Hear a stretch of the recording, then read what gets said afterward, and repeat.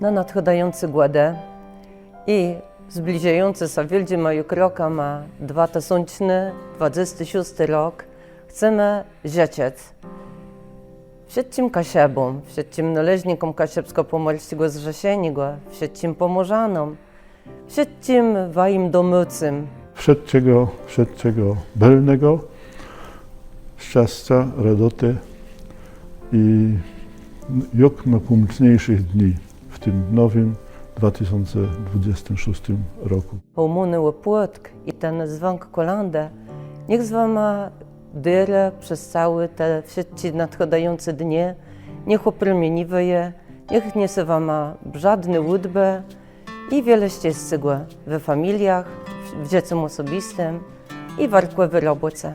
Ja bym chciał rzec to samo. Wszystkiego belnego. Wszystkiego walnego.